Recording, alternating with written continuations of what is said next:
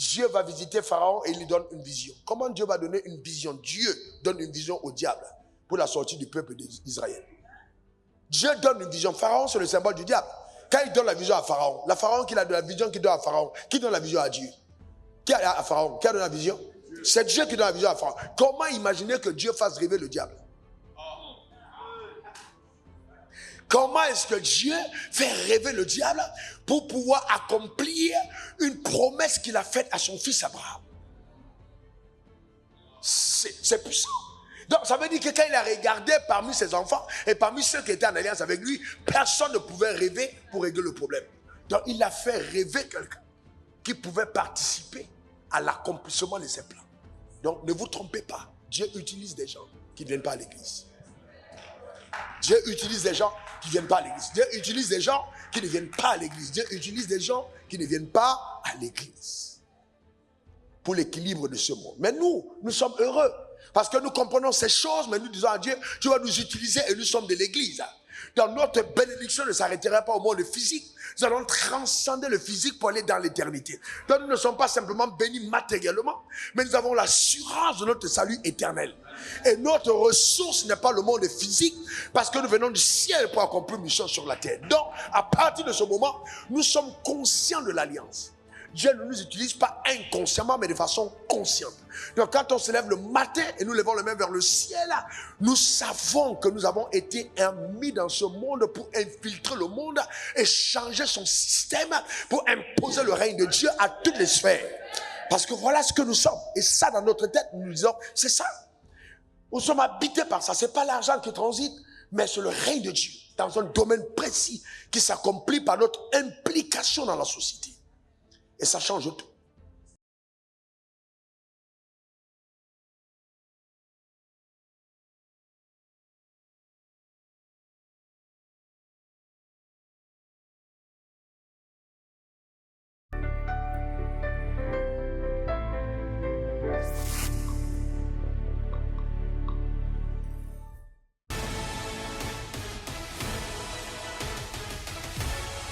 Donc hier, j'ai commencé à parler de l'onction pour la création de richesses. Nous avons défini l'onction comme étant une capacité surnaturelle que Dieu donne à un homme pour accomplir son mandat.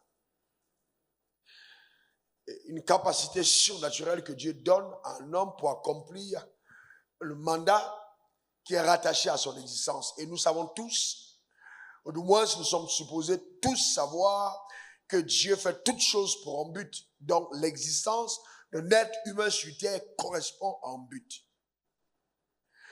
Donc, Dieu n'a pas de plan que pour les croyants. Il a un plan pour tous les hommes. Donc, il y a un but qui est rattaché à l'existence de chaque être humain sur la terre des hommes.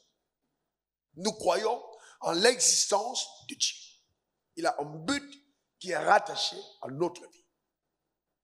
Et pour nous, réussir dans notre vie aura consisté à atteindre l'objectif que Dieu nous a assigné. En d'autres termes, parlant aux chefs d'entreprise que vous êtes, ou chefs d'entreprise en devenir, je voudrais aussi que vous considérez que faire des affaires est un mandat que Dieu a assigné à certains d'entre vous. C'est une mission. Comme disait le patriarche hier, tu es un apôtre dans le domaine des finances. Et je le savais, c'est une confirmation. Donc, il y a une grâce que Dieu assigne à certains d'entre vous. Une grâce, c'est-à-dire une capacité qui est donnée à certains d'entre vous pour entrer dans ce domaine. Les raisons de telle plateforme, c'est de dire c'est possible. Et qu'il n'y a pas de limitation à s'imposer parce que l'Église nous a fait croire que, en fait, en ce qui concerne l'argent, Dieu n'est pas intéressé. C'est un sérieux mensonge de Satan. Car l'or et l'argent appartiennent à Dieu. Mais cependant, nous n'accédons pas à la richesse par la prière. Il y a des mécanismes divins, des lois spirituelles qui permettent de pouvoir créer de la richesse, manifester la richesse sur la terre des hommes. Eh bien, tu n'atteindras jamais l'objectif que Dieu t'a assigné sans argent. Oublie. Un homme qui est roi, une femme qui est roi, qui a une capacité venant de Dieu, mais qui n'a pas d'argent, terminera sa vie dans la frustration. Tu vas terminer frustré. Tu ne peux rien réussir sur cette terre sans argent. Parce qu'en fait, l'argent est c'est juste une monnaie d'échange te permettant d'atteindre certains objectifs. Tu veux te déplacer, tu as besoin d'argent. Tu veux te nourrir, tu as besoin d'argent. Tu veux t'habiller, tu as besoin d'argent. Tu veux faire un programme, tu as besoin d'argent. Tu veux tout ce qu'on fait dans la vie, l'éducation des enfants va demander de l'argent. Et l'argent, cependant, se crée. Voyez-vous, ça se crée, la richesse se crée. C'est vraiment important. Donc, quand nous parlons d'onction, l'onction repose sur la personne que Dieu a choisie. Parce que onction, il y a d'abord ouin. Le mot ouin. Loin, c'est le choisi. Loin, c'est l'élu. Loin, c'est la personne que Dieu, voyez-vous, a choisi pour accomplir une tâche spécifique. Et comme j'aime à le dire, à chaque fonction, une onction. Pourquoi je vous parle avec des termes spirituels? Parce que d'abord, la vie est d'abord spirituelle. Ne vous trompez pas, la vie est d'abord spirituelle. Et vous devez être à même, dans cette nouvelle génération que Dieu suscite, dans le domaine des finances, approprier les mots spirituels et les mettre en application dans vos business. Donne-moi ton meilleur amen. Donc, il y a là cette capacité de mettre les mots spirituels, le langage spirituel, dans une activité qui a été pendant longtemps, voyez-vous, qualifiée d'activité laïque. Ce n'est pas vrai. Faire des affaires et réussir dans le monde des affaires, il faut un haut niveau de spiritualité. Il n'y a pas un domaine où on est autant attaqué que celui de gagner de l'argent. Je veux vous dire que les hommes d'affaires sont plus attaqués que les pasteurs. Parce que dans le monde, vous savez, les gens que vous rencontrerez dans le règne spirituel, il y a des gens qui dorment au cimetière, il y a des gens qui vont avoir des canaries dans lesquelles ils vont boire tous les matins avant de sortir. Vous rencontrez tout type de personnes extrêmement sataniques. Alors que le pasteur, quand il arrive à l'église, avant que les gens entrent dans l'église, il prie d'abord avant d'entrer. Donc, il est même moins attaqué que celui qui est constamment dans le monde des affaires. Donc, vous devez être des personnes spirituelles. Donc, tu es choisi par Dieu.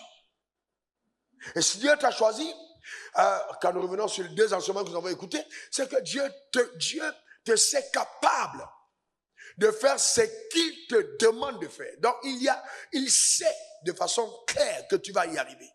Dieu n'a jamais mandaté un homme à échouer. C'est pas possible. Quand Dieu t'appelle dans un couloir, eh bien, c'est parce qu'il sait que tu peux réussir. Donc, il faut que toi-même, tu te dises, je vais réussir. Celui qui croit en la réussite a déjà accompli 60%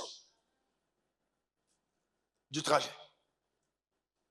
J'ai dit, quand tu crois en la réussite, 60%. C'est-à-dire ton attitude vis-à-vis du règne des affaires, c'est 60%. Et les compétences, même 70%, les compétences, c'est 30%. Mais il faut que le domaine de la confiance, de la foi, amen, prenne au moins 70%.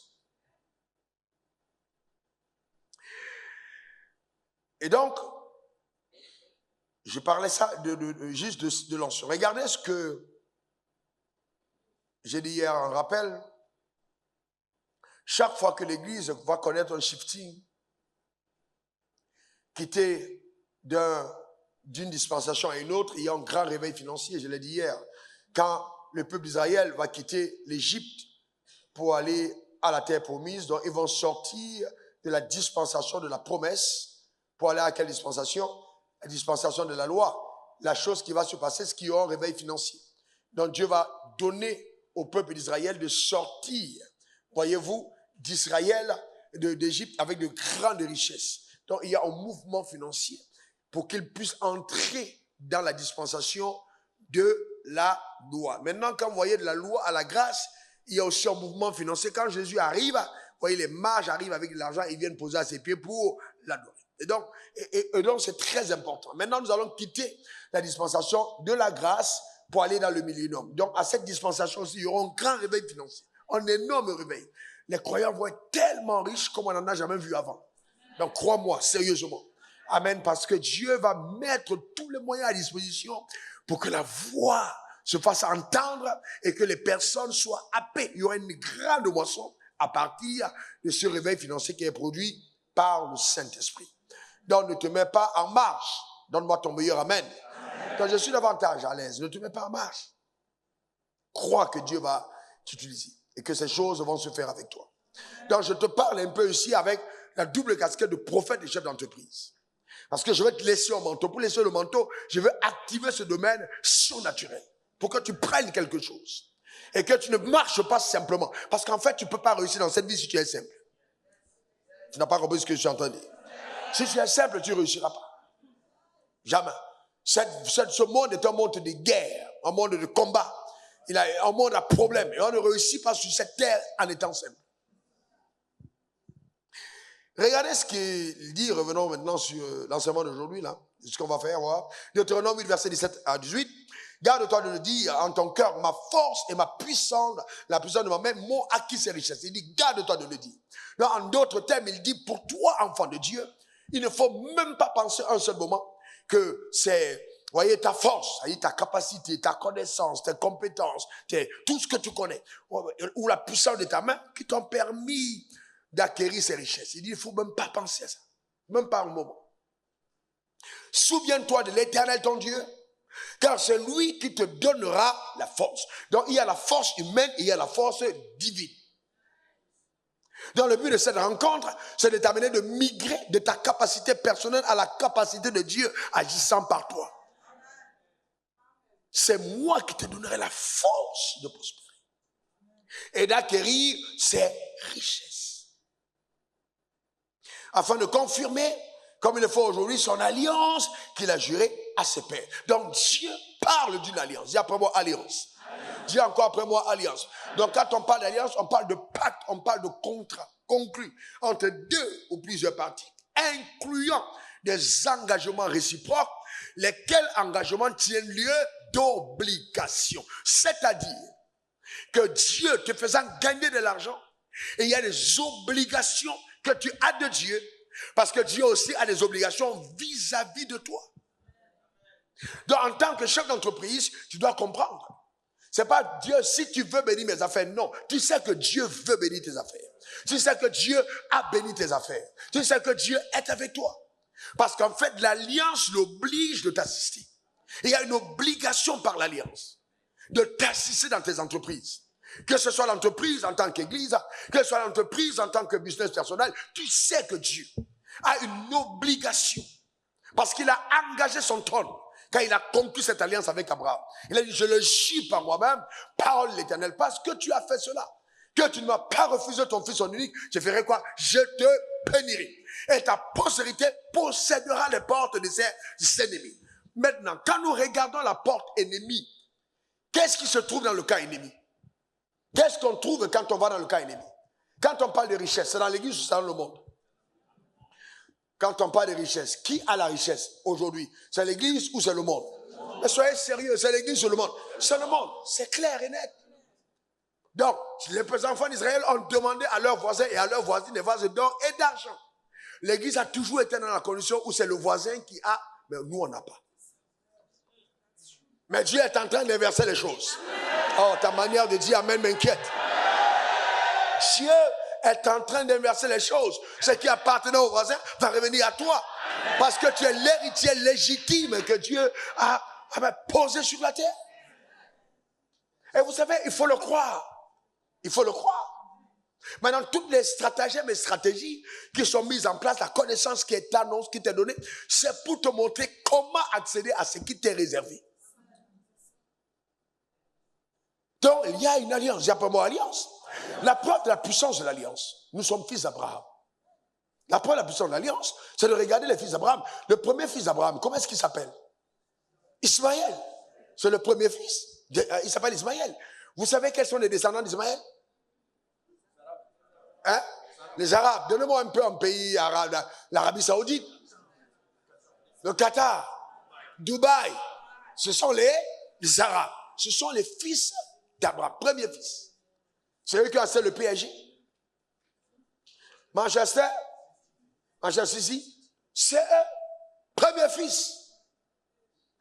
PSG, regardez l'influence qu'ils ont dans le monde. Vous savez que dans le monde, il y a deux peuples qu'il faut craindre, les Arabes et les Juifs. Ah, il faut craindre les deux, il faut craindre les Arabes et les Juifs.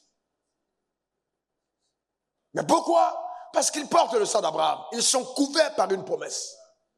Ta postérité. Et donc, maintenant, suivez-moi attentivement. Il y a le premier fils qui est qui? Ismaël. Maintenant, le deuxième fils qui est qui? Isaac. C'est lui-même qui est le fils de la promesse. Quand vous regardez les Arabes, regardez toutes les sociétés de grande influence dans le monde, aux États-Unis, ce sont les Juifs. Ce sont un petit peuple, mais puissant. Aucune décision majeure ne se prend aux États-Unis sans qu'on ne consulte le lobby juif. Et nous sommes, nous, le troisième fils. Nous sommes le troisième fils. Donc l'église est le troisième fils. Amen, c'est important. Ismaël le premier, Isaac le deuxième, l'église le troisième. Donc la Bible dit, reconnaissez que ceux qui ont la foi sont les fils d'Abraham. Galates 3, verset 7. Regardez. Fils d'Abraham. Galates 3, 7. On y reconnaissait donc que ceux qui ont la foi sont des fils d'Abraham. Est-ce que vous croyez la Bible? Est-ce que vous croyez la Bible? Alors maintenant, je vais vous dire. J'ai eu des partenaires juifs avec lesquels je travaillais. Et je leur ai dit un jour, je suis plus légitime en Dieu que vous. Parce que sur vous encore repose une condamnation à la mort de Christ. Et son sang retombe sur vous et sur vos enfants. Mais nous, il n'y a pas de condamnation. Je suis le troisième fils. Je suis la postérité sur laquelle doit s'accomplir la promesse qui a été jurée et qui a engagé, que Dieu a juré et qui a engagé son trône. Donc ça veut dire que l'invisible, qui est gouverné par Dieu, le surnaturel, a pris toutes les prédispositions prophétiques afin de mener ma vie dans l'aisance. Je ne peux pas me permettre d'échouer. Ayant pris conscience de cette vérité. Est-ce que quelqu'un comprend ça? Est-ce que quelqu'un comprend ça? Donc c'est très important. Donc derrière il y a une mission. Dis mission. Encore dit mission. Donc ne gagne pas simplement l'argent. C'est pour ça que Dieu t'a dit, je fais de toi une source. Quelqu'un qui pense être une source de bénédiction se considère comme un missionnaire dans le domaine des finances. Nous ne gagnons pas l'argent pour nous. Nous gagnons l'argent parce qu'il y a un mandat, il y a une mission que nous devons accomplir avec les ressources.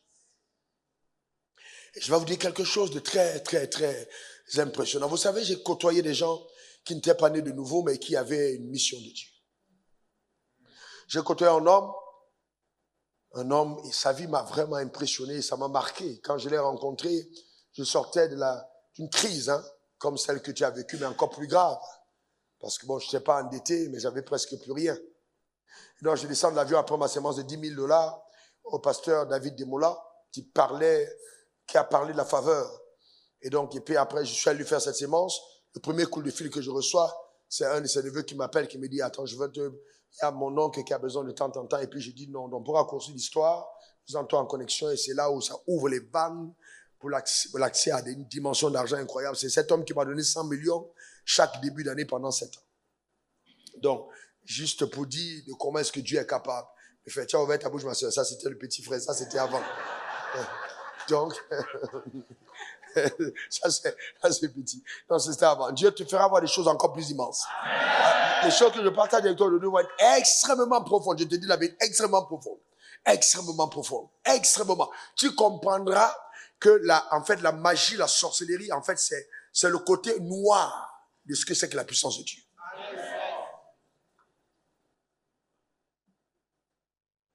Donc, en contact avec cet homme, un jour, je lui ai posé la question, il a eu une opération à Paris, j'ai allé le voir, je lui ai demandé, dis-moi, pourquoi tu vis? Il m'a dit, mon fils, il m'appelait. Moi, ma mission que Dieu m'a donnée, c'est de créer les emplois. Je vis pour créer les emplois. Ça fait tic dans mon esprit. Je vis pour créer les emplois. Je dis, mais est-ce que quelqu'un à l'église peut penser que Dieu l'a suscité pour créer des emplois? Vous voyez?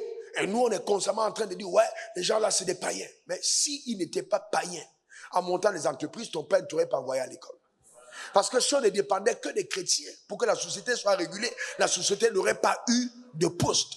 Donc ton père a été employé dans cette société païenne, et c'est pour ça que tu es allé à l'école, et maintenant tu les insultes. Alors qu'en fait, ils ont reçu un mandat d'équilibre sociétal. Donc par eux, la société connaît un certain équilibre. Parce que si on laisse la société aux chrétiens, la société va être en chaos. Parce que, je vous dis la vérité, il y aura un chaos, parce qu'il y a tellement de choses qui ne vont pas se faire. Sous le prétexte, je prie, je jeûne. Oui, vous comprenez? Donc, ça m'a fait réfléchir. Donc, l'appel de Dieu est vraiment plurisectoriel et pluridimensionnel. Et Dieu est tellement intelligent qu'il a anticipé sur notre ignorance pour pouvoir visiter des personnes qui ont pris conscience, là où nous avons été aveuglés par certaines doctrines. C'est pas pour rien que, regardez dans la Bible, Dieu va visiter Pharaon et il lui donne une vision. Comment Dieu va donner une vision? Dieu donne une vision au diable pour la sortie du peuple d'Israël. Dieu donne une vision. Pharaon, c'est le symbole du diable. Quand il donne la vision à Pharaon, qui a de la vision qu'il donne à Pharaon, qui donne la vision à Dieu? Qui a à Pharaon? Qui a donné la vision? C'est Dieu qui donne la vision à Pharaon. Comment imaginer que Dieu fasse rêver le diable? Comment est-ce que Dieu fait rêver le diable pour pouvoir accomplir une promesse qu'il a faite à son fils Abraham? C'est puissant. Donc ça veut dire que quand il a regardé parmi ses enfants et parmi ceux qui étaient en alliance avec lui, personne ne pouvait rêver pour régler le problème. Donc il a fait rêver quelqu'un qui pouvait participer à l'accomplissement de ses plans. Donc ne vous trompez pas, Dieu utilise des gens qui ne viennent pas à l'église. Dieu utilise des gens qui ne viennent pas à l'église. Dieu utilise des gens qui ne viennent pas à l'église. Dieu utilise des gens qui ne viennent pas à l'église pour l'équilibre de ce monde. Mais nous sommes heureux parce que nous comprenons ces choses, mais nous disons à Dieu, tu vas nous utiliser et nous sommes de l'église. Donc notre bénédiction ne s'arrêtera pas au monde physique. Nous allons transcender le physique pour aller dans l'éternité. Donc nous ne sommes pas simplement bénis matériellement, mais nous avons l'assurance de notre salut éternel. Et notre ressource n'est pas le monde physique, parce que nous venons du ciel pour accomplir une chose sur la terre. Donc, à partir de ce moment, nous sommes conscients de l'alliance. Dieu ne nous utilise pas inconsciemment, mais de façon consciente. Donc quand on se lève le matin et nous levons les mains vers le ciel, nous savons que nous avons été mis dans ce monde pour infiltrer le monde et changer son système pour imposer le règne de Dieu à toutes les sphères. Parce que voilà ce que nous sommes. Et ça, dans notre tête, nous disons, c'est ça. Nous sommes habités par ça. C'est pas l'argent qui transite, mais c'est le règne de Dieu dans un domaine précis qui s'accomplit par notre implication dans la société. Et ça change tout. Ça change tout. Vous savez pourquoi est-ce que pendant longtemps l'église n'a pas vu les choses comme ça? Parce que dans tous les cas, si le pasteur, le ministère pastoral, c'est de conserver les fidèles sous lui. Donc si le pasteur accomplit sa vision, donc tout ce qu'il peut faire c'est, et attention, donc si on peut t'effrayer au maximum pour que tu sois tous les jours à l'église, c'est profitable pour le pasteur qui te voit tous les jours. Mais le drame, c'est que souvent, il n'a pas lui-même la compréhension. Parce qu'en fait, ton efficacité dans le monde doit être productif à l'autel. Donc, quand on n'a pas compris comment le mécanisme s'opère, alors on commence à développer des peurs qui n'ont pas lieu d'être. Nous sommes la lumière du monde, pas la lumière de l'église. Donc, Dieu donne à chacun d'entre nous une responsabilité royale. Nous régnons sur des territoires précis pour que le règne de Dieu s'établisse dans ce domaine. Donc, le rôle de l'ancien. Capacité surnaturelle. Dis après moi, capacité surnaturelle. Dis encore après moi, capacité surnaturelle. J'ai tenté, mais écoutez-moi très bien. Ils ont parlé en langage qui vous semblait être... j'ai vu en un certain moment quand je parcourais la salle, je sais certains d'entre vous, vous dites, je ne suis pas allé à l'école. Mais c'est le drame le plus terrible qui puisse arriver en homme, c'est d'accepter qu'il est limité parce qu'il n'est pas diplômé. C'est terrible. Cette acceptation mentale, vraiment, Jésus est capable de te gifler pour ça. Cette acceptation mentale est une infamie. Parce qu'en fait, le Saint-Esprit a la capacité de te communiquer. Amen. De te communiquer clairement. Ces stratégies, c'est vrai qu'ils sont intellectuelles. Mais cependant, la connaissance révélée surpasse la connaissance intellectuelle. Mais elle doit être à même d'être traduite de façon lisible, déchiffrable par notre intellect quand nous avons eu la communication de l'esprit. Donc, il nous aide, il t'aide vraiment à mettre ça, tu vois, de façon structurée et que tu puisses déchiffrer par ton intellect. Pas seulement dans le domaine de l'esprit. Et ça, c'est vraiment fabuleux. C'est extraordinaire. Donc, nous parlons de l'onction. Donc, l'onction est sur toi la capacité que Dieu te donne pour accomplir le mandat qui t'a été assigné. Donc, considère aussi, pour certains d'entre vous ce matin, Dieu m'a dit, vous êtes appelés dans ce domaine, c'est un appel. Dieu t'a appelé à ça. Il t'a appelé à gagner de l'argent. Gagner de l'argent, c'est un appel. Gagner de l'argent, c'est un appel. Gagner de l'argent. Comme certains d'entre nous sont appelés à gagner des âmes, d'autres sont appelés à gagner de l'argent. Pour que les âmes soient gagnées, il faut de l'argent. Et dans la combinaison du corps fait, comment entendront-ils parler s'il n'y a personne qui prêche? Comment prêcheront-ils s'ils ne sont pas envoyés? Donc il y a des gens qui doivent envoyer ceux qui prêchent, prêcher, pour qu'ils ne partent pas à pied. Donc il y a cette conjonction, tu vois, des appels. Alors maintenant, on va entrer un peu plus en profondeur. Alors quand nous parlons d'onction, comment ça s'opère ce mécanisme? Parce que je sais que c'est ce que vous attendez, ce domaine mystérieux de la manifestation de cette puissance surnaturelle. Amen. Comment ça opère? Comment le mécanisme s'opère? Comment ça se passe? Quand tu es visité par l'onction de la prospérité, comment tu reconnais que Dieu te rend visite? Beaucoup d'entre vous êtes visités, mais vous ne reconnaissez pas que Dieu vous rend visite. Quand Dieu m'a parlé, et je vous dis en toute humilité devant le trône de la grâce, j'ai dit 7 révélations la dernière fois, mais non, c'est 8. Les 8 révélations que j'ai eues, et j'étais étonné quand le patriarche parlait comme un vent qui est entré dans sa chambre et tout. Je regardais ma femme, j'ai dit, mais c'est étrange. On se disait, mais on a eu pratiquement les mêmes expériences spirituelles. Je vous racontais un jour à Atlanta, j'étais assis comme ça en train d'attendre à l'aéroport, et puis un vent a commencé à souffler. Et puis je lui ai dit, mais pourquoi un vent souffle? Et je ne vois personne avoir la sensation que le vent est en train de... Le vent souffle. Et puis j'entends une voix qui me dit, prends un bic and fil, je vais te parler. Et ça, je cherche rapidement et je commence à prendre des notes. Et puis Dieu me dit, je te montre le secret. Le secret de tous les hommes que j'ai rendus riches dans la Bible. Et c'est plus tard que j'ai compris que chaque fois que Dieu te donne une connaissance, ce n'est jamais pour ton intellect. Il te donne une connaissance parce qu'il te mandate à vivre cette chose. Écoutez-moi bien, restez calme. Hein, les domaines de tes révélations déterminent les domaines de ton appel. Les domaines de tes révélations, c'est-à-dire, et la révélation n'est pas simplement une révélation pour la puissance. Il y a la révélation pour l'argent. Quand je te parle, et il te dit, Josué, je veux maintenant que tu considères que tu dois être une source de bénédiction. C'est une révélation. Dieu est en train de shifter ton regard, de t'amener à voir les choses différemment. C'est qu'est-ce qui a fait Joseph? Ce qui a fait Joseph, c'était un rêve qu'il a eu de Dieu. Simple. Qui s'est répété 2 fois. Donc une fois que il répète une fois et 2 fois, c'est pour que tu ne vives plus sur le panorama de l'information naturelle, mais tu commences à te percevoir sur la réalité ou la vérité de la visitation. Donc, quand l'ange de la prospérité accompagne, vous voulez on peut aller dans le prophétique, tout en enseignant. Quand l'ange de la prospérité accompagne Joseph, là la prospérité l'accompagne, le premier endroit où on le voit dans la Bible, c'est qu'il arrive chez Potiphar. Et la prospérité l'accompagna. Alors, est-ce que la prospérité était-elle visible ou invisible? Réponds-moi, elle est visible ou invisible? Elle est comment? Invisible. Donc ça veut dire que la prospérité n'est pas matérielle. La prospérité est une entité immatérielle. La prospérité l'accompagne. Notez ces choses. Notez ces choses. Parce que rien qu'en écrivant ton bic et sur ta feuille, en notant sur ton truc, tu es en train d'assimiler la grâce qui va t'amener dans les hauteurs.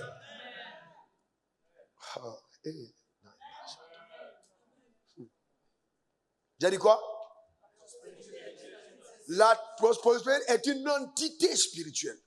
Donc, quand cette entité se déplace dans le règne spirituel, cette entité est accompagnée d'au moins 20 autres anges qui marchent. Quand cette entité part, il y a au moins 20 autres anges qui sont derrière et qui se déplacent. Voyez-vous? Et ce qui marche avec cette entité. Donc, la première fois quand la prospérité va venir chez toi, la première chose qu'ils font, on envoie d'abord l'ange de la révélation. C'est l'ange de la révélation qui vient en premier. Vous voyez, l'ange de la révélation. Pourquoi? Parce que ce qui te maintient dans la pauvreté, c'est l'obscurité. C'est les ténèbres. Donc, tant que tu n'es pas éclairé, impossible. Donc, l'ange de la révélation arrive pour changer d'abord les paradigmes mentaux. Il te conduit dans les profondeurs de la révélation. C'est pour ça qu'il dit à Josué. Josué avait le Saint-Esprit ou n'avait pas le Saint-Esprit? Il avait le Saint-Esprit ou n'avait pas le Saint-Esprit? Il avait le Saint-Esprit ou n'avait pas le Saint-Esprit? Josué avait le Saint-Esprit en lui ou pas? Pasteur, si vous ne trouvez pas la réponse, je vous enlève sur l'église. Josué avait le Saint-Esprit ou n'avait pas le Saint-Esprit? Josué avait le Saint-Esprit ou n'avait pas? Alors, il n'y a pas de piège. Il n'y a pas de piège. Bon, Non, il avait le Saint-Esprit en lui ou il n'avait pas le Saint-Esprit? Est-ce que Josué avait le Saint-Esprit en lui? Il n'avait pas le Saint-Esprit? Il est en lui, dedans lui. Est-ce que avant la mort de Jésus, il y avait légitimité pour un homme d'avoir le Saint-Esprit en lui? Donc, il n'avait pas le Saint-Esprit en lui. Bon, maintenant, quand vous dites le Saint-Esprit sur lui, est-ce que le Saint-Esprit avait cette légitimité de descendre sur quelqu'un et de rester avec lui? Pas de façon permanente. Mais est-ce que vous savez que souvent, quand on dit Dieu est apparu, on dit un ange est apparu? Souvent, il y a des apparitions angéliques qui sont assimilées à une apparition de Dieu. En termes de révélation, il y a des anges que Dieu envoie vers toi, qui peuvent venir à ton oreille et qui te parlent. Quand tu entends une voix audible, ce n'est pas Dieu du ciel. C'est un ange que Dieu envoie et qui te parle. Donc, en termes de révélation, il peut y avoir un ange qui vient dans ton oreille et qui commence à te chuchoter. Tu as l'impression que ce sont tes pensées, mais c'est ton ange qui te parle. Il te parle. Et si tu es sensible, c'est comme si il y a de l'eau qui coule en toi. Il y a quelque chose. Ça vient tout de suite comme une pensée soudaine. Ce n'est pas toi. Ce n'est pas toi. Et le diable fait la même chose. Il envoie des démons qui appellent le démon d'aveuglement. Donc quand Satan veut te détruire, il t'aveugle. La première chose, c'est qu'il te rend aveugle. Mais quand Dieu veut te bénir, il te fait voir. Donc c'est pourquoi la première chose à laquelle on accède, c'est la lumière. Tant que la révélation n'était pas accordée, je te garantis, tu ne vas pas loin. Donc, ça va être... Il y a des gens qui entendent des voix, mais qui n'ont pas le Saint-Esprit.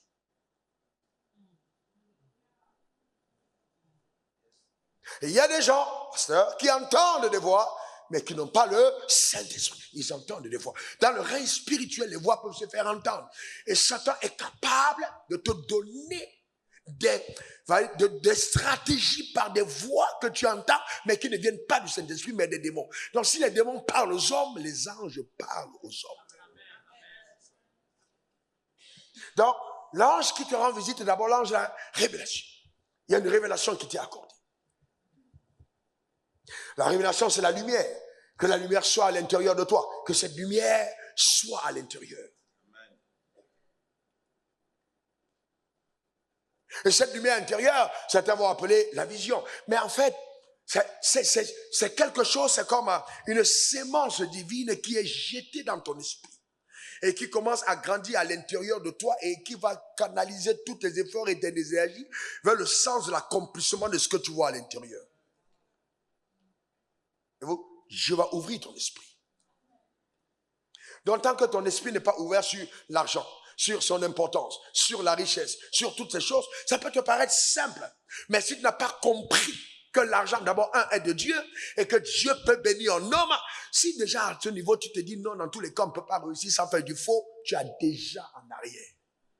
Je dis bien sérieusement en arrière. Satan te tient en captivité. Et tu peux venir à l'église, une parenthèse, tu pries, tu jeûnes, on t'impose les mains et c'est Satan qui te donne l'argent. Parce que tant que la révélation n'a pas précédé et que tu entres dans la possession, ce n'est pas Dieu. Satan sait que ta destinée c'est gagner l'argent. Il va venir en premier te donner avant que la lumière n'ait eu le temps de transformer ton système de pensée. À partir de ce moment, tu deviens un monstre au milieu des saints. Et le discrédit est jeté dans l'église en disant, regardez ce que les enfants de Dieu font quand ils ont l'argent. Ce n'était pas Dieu, c'était le diable. Est-ce que... Je vais calmer un peu. Vous avez compris? Quand Jésus... Non, vous n'avez pas compris. Quand vous voyez Jésus, quelle est la première personne qui lui a proposé la richesse?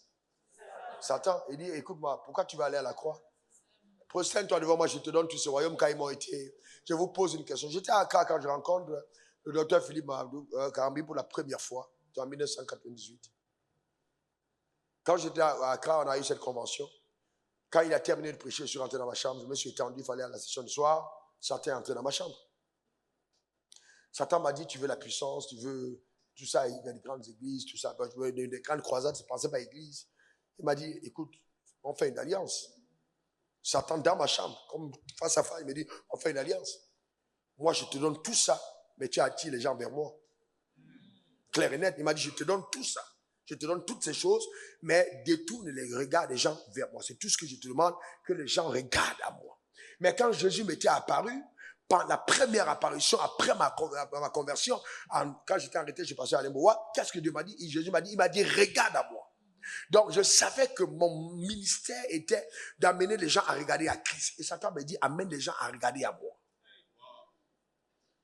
Donc, si ce jour-là, j'avais dit oui, j'aurais sûrement peut-être un grand ministère, peut-être même je serais déjà mort. Mais ne pensez pas aussi que Satan tue toujours très tôt les gens qui l'utilisent. Il ne faut pas le penser. Hein. Souvent, les sorciers vivent longtemps, hein, très longtemps. Donc, j'aurais peut-être et donc, ma question est, alors, est-ce que si Satan a fait ça avec moi, c'est sûr que je ne suis pas la première personne. Avec combien de personnes il a fait? Et qu'en est-il de ceux à qui ont dit oui? Mais vous ne voyez pas, vous entendez dire, ouais, tel gars est un grand musicien, mais au début, il était à la chorale. Vous n'avez pas vu ça? Il était à la chorale de l'église. Il était à la chorale. Oh, telle personne était d'abord à l'église. Qu'est-ce qui s'est passé pour que la personne sorte de l'église et commence à briller? Mais parce que Satan, ayant repéré l'étoile, a anticipé et a proposé de donner l'élévation avant que tu ne rencontres la croix. Parce que tant que la crucifixion de l'âme n'a pas eu lieu, je te garantis, tout ce que tu appelles richesse, ça va te détruire. C'est pourquoi le processus de Dieu est puissant. C'est pour ça qu'il peut permettre à un homme qui a gagné de l'argent de perdre 600 millions. Mais pourquoi? Parce qu'il se dit, je veux travailler en toi. Il y a quelque chose qui est arrivé. Si je te laisse comme ça, ce sera dangereux. Et ta femme et tes enfants, on ne te reconnaîtra pas. Il faut que je te casse et que je te donne d'être crucifié de l'intérieur. Comme ça, quand tu te relèves, tu embrasses la richesse avec l'humilité. Tu embrasses la richesse avec l'humilité.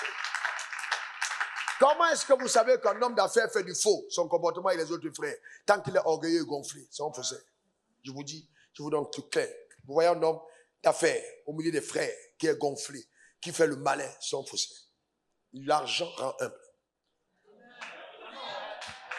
Les personnes qui font la corruption, vous les reconnaissez par l'orgueil. Les gens qui font la corruption, vous les reconnaissez par l'orgueil. Les gens qui font la corruption, vous les reconnaissez par l'orgueil.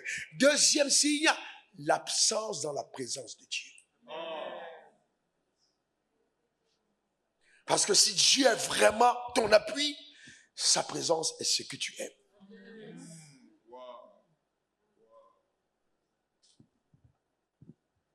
Aussi simple.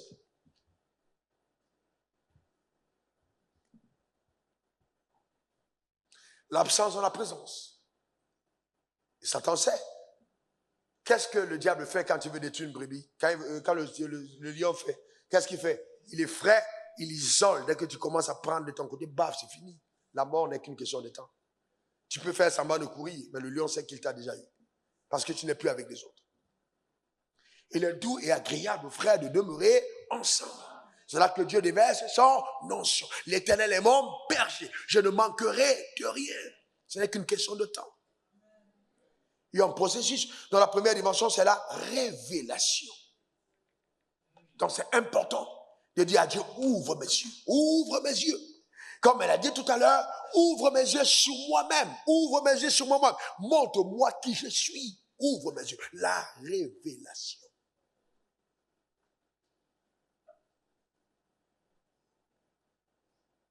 Il faut la révélation.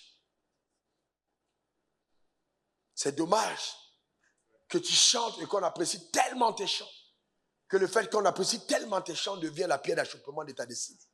On t'a tellement apprécié en tant que chanteur que tu meurs chante alors que tu n'étais pas chanteur. Ou tu n'étais pas que chanteur. Chantre était le départ. Et la réunion d'aujourd'hui était le piédestal pour t'amener à une autre étape. Mais tu es tellement fermé, pensant que tu es venu chanter.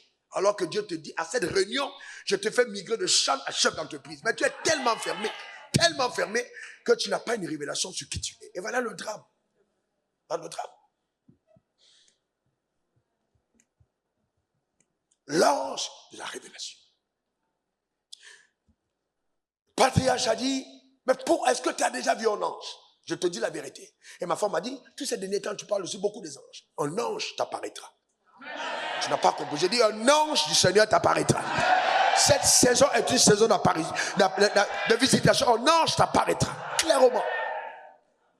Mystérieusement. Dans le sommeil ou éveillé. Dans le bus ou dans l'avion. Un ange t'apparaîtra. Tu auras accès à un autre palier de compréhension de ta propre vie. La révélation te conduit à une autre dimension. C'est une autre saison, une illumination du ciel. Par la puissance de Dieu, au nom suprême de Jésus. Que cette illumination soit ton partage. Que quelque chose se dépose à l'intérieur de toi qui te fasse dire, je ne quitterai pas la terre en forme d'échec. Je réussis dans le couloir de mon appel. J'accomplirai ce à quoi Dieu m'a appelé. Je ne suis pas venu sur la terre accompagner les autres. Qu'importe la dureté de la situation, je m'en sortirai. Je suis un combattant, je suis un guerrier. Je suis un vainqueur de tous mes combats. Et c'est possible. C'est vraiment possible. Parce que dans ton secteur d'activité, vous n'êtes pas plus d'1 milliard. Mais dans le ventre de ta mère, vous étiez plus d'1 milliard. Et si tu as vaincu plus d'1 milliard de personnes devant de ta mère, c'est pas dans ton secteur, vous êtes peut-être 100 000 que tu sortiras pas vainqueur. Tu es la tête et non la queue, tu es en haut et non en bas, tu es porté par la main de Dieu. Donne-moi ton meilleur amen. Dis encore amen. Donc c'est important frère, c'est très important sœur, c'est important monsieur, madame, c'est très important. Je suis davantage à l'aise parce que nous sommes en face de l'autel. Même si je vous ai dit, on ne doit pas louer, chanter et danser, mais cette convocation devant l'autel a une dimension prophétique. Je ne peux pas vous donner mon manteau dans un autre endroit que devant l'autel où Dieu m'a appelé. C'est clair et net. Ben, c'est clair et net, frère. C'est clair et net. Eh bien, clair et net. Donc, vous voyez, il y a donc cette dimension où Dieu te donne, voyez-vous, la révélation. Maintenant, écoute-moi bien, quand Dieu te donne la révélation, tu as une révélation, dis après moi révélation. Encore révélation. Il peut t'arriver de penser que tu n'as pas les compétences. Et ça, on touche le deuxième point profond. Tout à l'heure, quand j'entendais Cédric Josué parler, j'étais tellement béni. J'entendais Jackson parler, j'étais tellement béni. Bien parce que il y en a parmi vous ici tellement de spécimens aux futures rencontres qui prendront la parole, qui sont capables de vous donner des choses tellement importantes. Il y en a tellement de spécimens, tellement, qui prendront la parole. Parce que c'est bien qu'on entend les autres personnes et qu'on se rende compte que Dieu utilise des gens qui parmi vous peuvent peut-être avoir l'apparence de ne pas être des personnes importantes, mais que Dieu utilise dans un certain domaine. Quand donc arrive la révélation, la connaissance du secteur dans lequel tu vas opérer, le domaine dans lequel, ou alors même simplement le fait que Dieu t'appelle à faire des affaires, doit intervenir tout de suite un second ange appelé ange de la sagesse. Et souvent, ils viennent toujours ensemble, intelligence et sagesse, qui te rendent visite. L'intelligence va te donner de comprendre comment faire ce que tu vois. La sagesse va te donner la prescription de la planification. L'intelligence va te donner de comprendre ce que Dieu te montre. Et ça, ce n'est pas l'intelligence des hommes, c'est l'intelligence de Dieu. Ça s'applique aussi, naturellement, pour ceux qui n'ont pas de relation directe avec Dieu. On parlera d'intelligence simplement. Mais toi, je parle d'intelligence divine. Parce que là, c'est l'apport de Dieu. C'est l'apport de Dieu. C'est l'intelligence de Dieu qui sera avec toi. Pour t'amener à comprendre ce que tu as à faire. Si Joseph prospérait dans la maison de Potiphar, c'est parce que l'ange, l'intelligence et la sagesse étaient avec Joseph dans toutes les tâches qu'il accomplissait et la prospérité était visible parce que les deux anges l'accompagnaient dans la maison, voyez-vous, de Potiphar. Il y a aussi le troisième ange qui est là, qui s'appelle l'ange de l'excellence.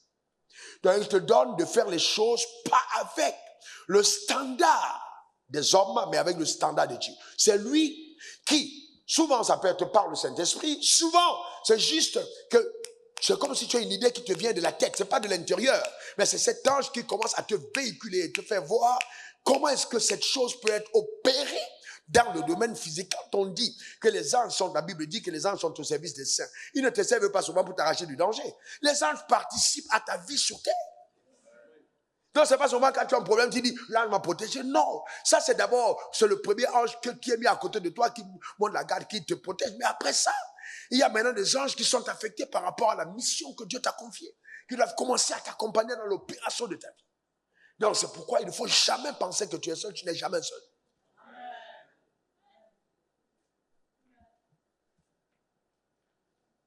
Est-ce que quelqu'un comprend ça?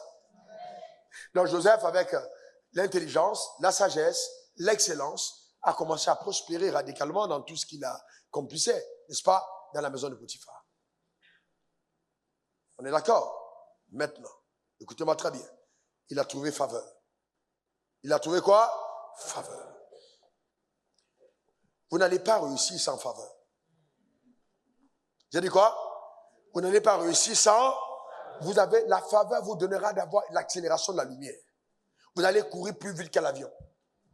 C'est-à-dire, si on vous dit, on quitte ici pour aller au Tchad, toi tu vas avec la faveur et quelqu'un va en vol. Avec la faveur, tu arrives en premier. La vitesse de la faveur, c'est la vitesse de la lumière. C'est terrible.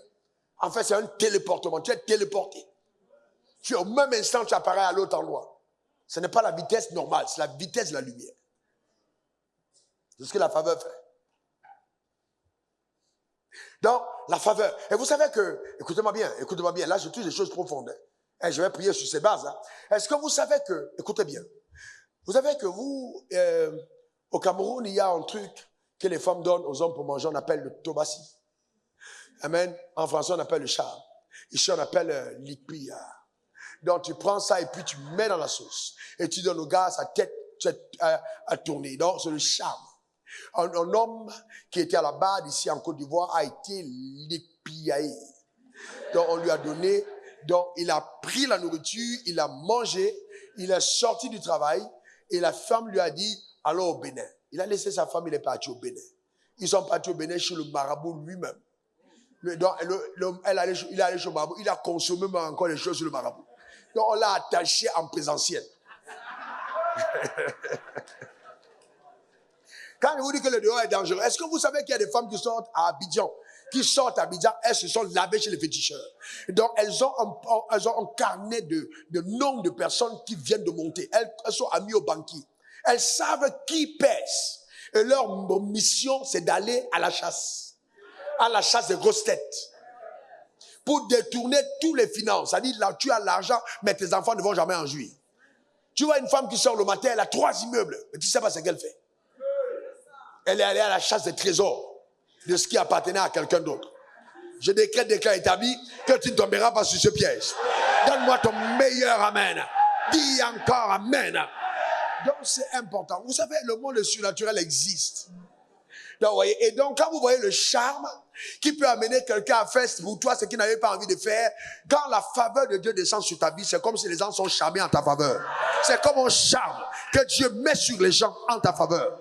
C'est-à-dire, il y a quelque chose qui amène les gens à commencer à agir en ta faveur comme s'ils avaient perdu la tête. Comme s'ils ont perdu la tête. Tu signeras des contrats sous l'effet de la faveur. Ta manière de dire amen m'embête. Tu auras des clients comme sous l'effet de la faveur. Parce que cette faveur t'accompagnera dans le nom suprême de Jésus. Amen. Les gens perdront le sommeil tant qu'ils n'auront pas traité avec toi. Tu auras des connexions par la faveur. Donne-moi ton meilleur amen. La Bible dit, et l'Éternel fit trouver faveur aux yeux du peuple, des Juifs qui dépouillèrent les Égyptiens. Comment est-ce que Dieu, imaginez un moment, tu es dans ta maison, ta servante de maison, ton domestique, te dit, donne-moi tout ton argent sans te braquer, sans arme. Et toi, tu prends tout ton argent, tu donnes. Ça s'appelle, vous pensez que c'est normal? Non. Non, ça agit comme c'est un charme, c'est mystérieux. La personne a perdu sa tête. Amen. La puissance de l'aveuglement. Dieu est capable de te rendre bête pour que quelqu'un qui est à lui ait tout ce que tu as. Ah oui, quand il dit les trésors des nations se trouveront vers toi. De quelle manière? C'est la faveur.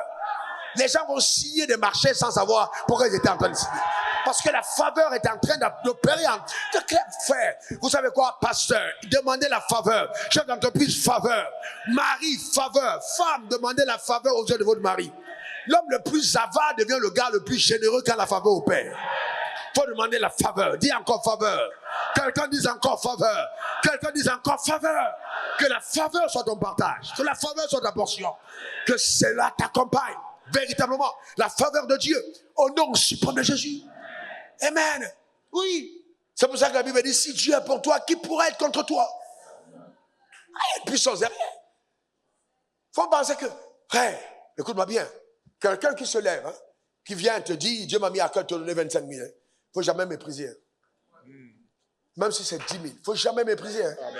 Parce que ça là, ce n'est que la faveur. Dans ce siècle-ci, quelqu'un te fait une offrande. C'est la faveur. Amen. Ça n'arrive jamais par hasard. Amen. Mais sauf qu'il a des niveaux de faveur. Amen. Il y a des niveaux de faveur. Amen. Tu peux avoir des faveurs pour 10 000. Il y a des gens qui ont des faveurs pour 10 milliards. Amen. Il y a des paliers de faveur. Amen. Maintenant, le niveau de faveur dépend de ta capacité à rester fidèle à l'alliance. Quand Dieu t'aime et qu'il voit ton cœur, il ouvre les vents de la faveur. J'appelle sur ta vie une plus grande faveur. Donne-moi ton meilleur amen. Dis encore amen. La faveur est extraordinaire. La faveur de Dieu. La faveur. La faveur. Voyez-vous, c'est important. Donc, quand l'ange de la faveur souffle en ta direction, soit je prie pour les gens, après il me dit, ouais, bon, tu sais, le machin que je voulais perdre là, après, les choses sont passées comme ça. Moi, j'ai ri à l'intérieur, parce que je connais ce mystère. Je connais ce mystère. Je connais ce mystère. Je connais ce mystère. La faveur. C'est qu'on demande aux gens.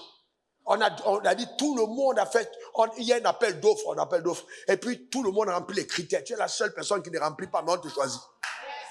C'est-à-dire, il y a quelque chose qui fait qu'on dit non, on donne à cette personne. Il y a quelque chose. Mais ce quelque chose, c'est l'invisible. C'est un ange appelé ange de la faveur qui va rentrer en scène, qui va commencer à troubler les personnes, qui vont perdre le sommeil jusqu'à ce que cela t'arrive. Crois en la faveur de Dieu. Mais la faveur est provoquée par ta capacité à garder ton alliance. Ah oui, la faveur. Frère, la faveur. Amen. Assieds-toi un moment. Assieds-toi. La faveur. Que vraiment Dieu t'accorde la faveur. Vous savez, l'un des signes que Dieu t'aime, c'est qu'il t'ouvre le cœur des hommes.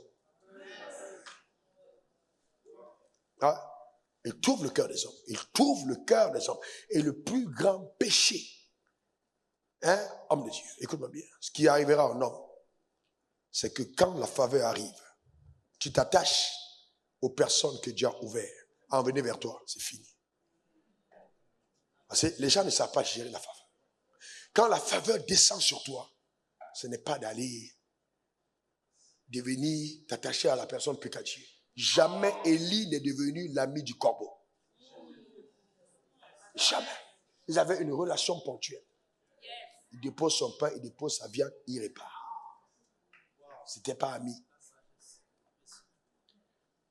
Faut pas penser que non, dans tous les cas, si je ne l'ai pas appelé 8 fois par jour, il me donnera plus. Il t'a donné au départ, tu l'avais appelé. Je n'ai pas dit qu'il ne faut pas entretenir. Les relations doivent être entretenues, sérieusement entretenues. Il y a une stratégie. En fin d'année, nous dépensons environ 100 de millions pour entretenir les relations. C'est tout à fait normal. Mais cependant, il ne faut pas te tromper. Ce n'est pas ça. Simplement, il y a derrière quelque chose d'invisible. La faveur. Il faut la faveur. Je dis la faveur au Père comme au chat. La faveur se provoque. La faveur se provoque. Tu peux provoquer la faveur dans ta vie. Tu peux amener ta vie à être dans un cycle permanent de faveur. Permanent. Permanent de faveur. Quelle heure il est? Ceci, il dit des choses maintenant et qui n'a pas encore pris son avion. On peut le bloquer à l'aéroport. Mais, frère, non, j'ai dit si, non, il est déjà décollé. Vous savez, il y a des choses avec lesquelles je ne joue pas. Quand quelqu'un me rend visite de la part de Dieu, parce que je suis un roi, il ne rentre pas comme s'il avait vu un esclave.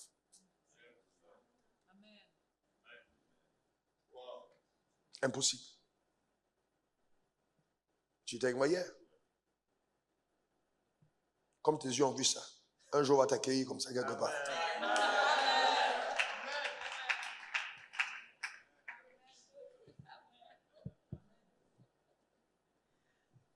La faveur se provoque. La faveur se provoque. L'une des choses terribles qui arrive à vous qui êtes enfants de Dieu, il ne faut jamais avoir de problème avec l'autel qui vous approuve. Jamais. Jamais avoir de problème avec l'autel qui vous approuve. Jamais avoir de problème avec le serviteur de Dieu. Amen. Jamais. Et même un problème avec un saint. Jamais. Ne recherchez à être en paix avec les hommes. Même s'il vous faut couper la relation, coupez-la pour garder la paix. Il ne faut jamais avoir dans le cœur quelque chose contre quelqu'un. Ça, c'est un isolant de la faveur. Ça isole la faveur de Dieu sur ta vie. Faites du bien. Heureux les débonnaires quand ils hériteront la terre. Faites du bien, faites du bien. Soyez généreux, faites du bien. Mais ne soyez pas bêtes.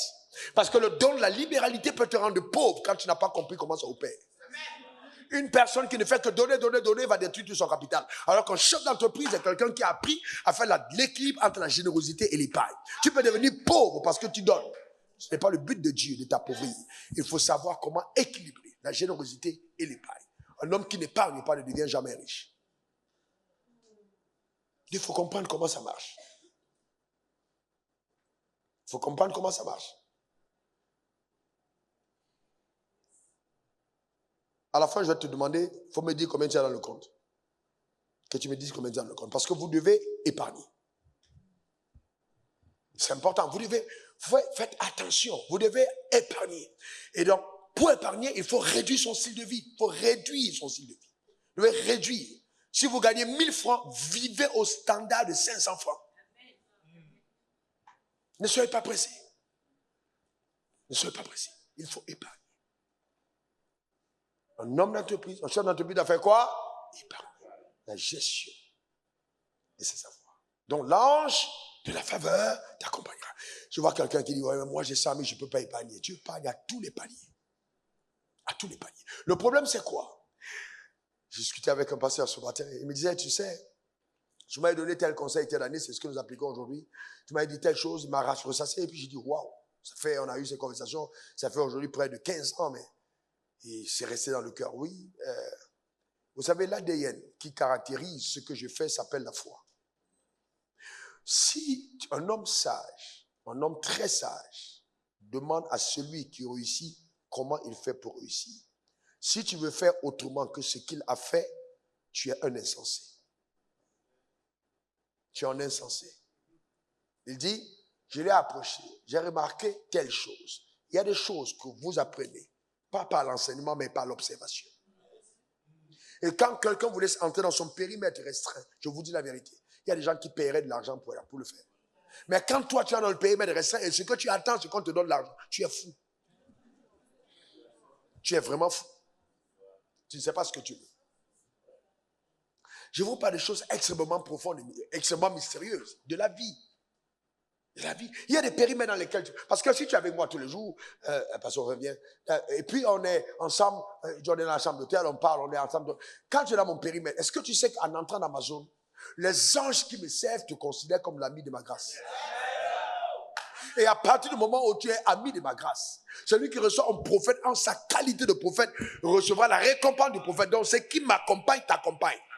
Parce que tu es entré dans le périmètre de ma grâce. Donc, il faut avoir de l'intelligence pour comprendre que c'est la fréquentation de ce périmètre qui me donne de jouir de ce que je suis en train de voir. Donc, je peux bénéficier de l'accélération sans avoir moi-même le moteur qui le produit. C'est pour ça qu'une voiture qui tombe en panne se fait tirer. Il y a l'essence, tu peux rouler sans mon moteur. Si la voiture qui est devant le moteur, tu roules. Dans le règne spirituel, c'est la même chose. Tu roules jusqu'à ce que le moteur soit dépanné. Mais quelqu'un te tire. Tu perds trop de temps sur place, alors qu'on peut te tirer. Tu perds trop de temps sur place, alors qu'on peut te porter. On peut t'amener vite. Tu perds du temps, inutilement. Il faut avoir l'intelligence spirituelle. Comprendre comment ça marche. L'intelligence en haut. Il faut avoir l'intelligence en haut. C'est très important.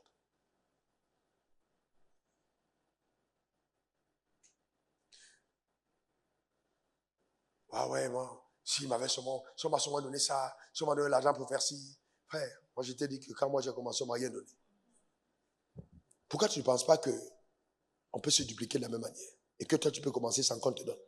Le problème c'est que dès l'instant où tu es focalisé sur moi en disant il faut qu'il me donne, tu as tué ton avenir.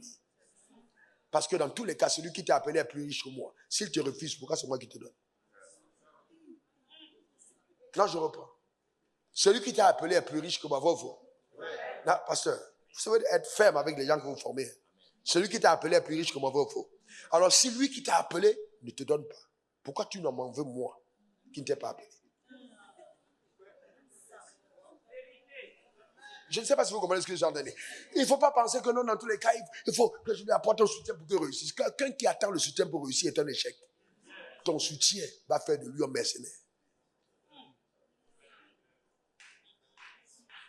Le soutien va faire de lui de quoi? Un mercenaire. Il ne va jamais. C'est comme ça que les gens font. Après, paf! Oh non, moi, c'est moi qui ai commencé ça. Ils changent, ils mettent leur nom. Parce que c'était des mercenaires qui avaient besoin de profiter de toi. Ce n'est pas des gens qui portaient ton ADN. Dans les affaires, il faut avoir un but. Pourquoi est-ce que je gagne? Pourquoi est-ce que je gagne? Je gagne pourquoi?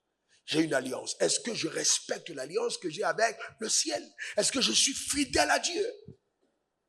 Donc, quand on parle d'alliance, c'est un allié invisible. Nous parlons du monde invisible qui vient à la rencontre du monde visible. Comment penses-tu que tu réussiras dans ce monde sans t'agripper à l'allié invisible? Moi, je vais vous dire une chose. J'ai un ami que quelqu'un des gens ne voit pas. Non, c'est pour ça que je sois avec les gens ou sans les gens, je suis toujours prêt. J'ai développé la conscience de sa présence. La main de Dieu est sur ma vie. Je le sais et je le répète tous les jours.